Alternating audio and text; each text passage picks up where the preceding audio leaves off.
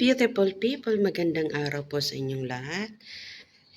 Ipiplex ko lang na naman po yung mga balance or yung mga remaining plants na meron ako dito sa loob ng bahay namin. Kasi sa dami nung nakaraan guys, ay ito na lang ang natira. So ito, mga 50-50 pa rin din sila guys. Hindi ko alam kung mabubuhay sila. Ayan, tapos ito medyo okay pa naman. So ayan, kung makikita nyo guys. Marami na akong empty dyan sa baba, empty lagayan ng halaman.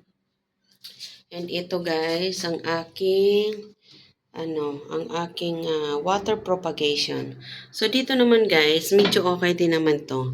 Yung orchids ko to, mayroon na yung maliit na dahon. So hoping na maging okay naman din siya. So yan, kakamatay lang yung nakatanim dyan pero hindi ko tinapon kasi gusto kong gamitin yung lupa doon sa garden sa labas ng bahay. So, ito naman guys, medyo okay din naman siya. Nagiging okay din naman. And ito, nilipat ko yan. So, bakit nga pala ako guys naglalagay ng tubig dito? Dahil kahit papaano yung humidity nila is nagwo-work. Nagwo-work yung humidity na yan, ang water na yan, nagsisilbi siyang humidity dito sa mga halaman ko. So, ito nga pala guys, bagong lipat ko yan dyan. Bagong lipat ko yan. And ito, so, karamihan ng halaman ko dito is sa water plant. So, ano pa yung tawag niya? Nakalimutan ko na money plants.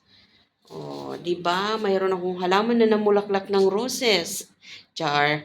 Plastic lang 'yan, guys. So dito, yung mga iba-iba din naman na pwede pa din naman, lumalaki-laki pa din naman. So, 'di ba, guys? Yan lang ang aking natira sa mga halaman ko. So, ito may baby na siya. As you can see, ayan.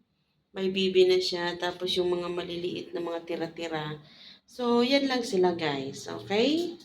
So, flex ko lang sa inyo ang aking kabahayan. Ayan. Tapos ito, hindi ko alam kung bakit sila nag-yellow. Siguro need more water. Kasi 1 week ko na din silang hindi natutubigan. So, ayan lang guys. Thank you so much for watching.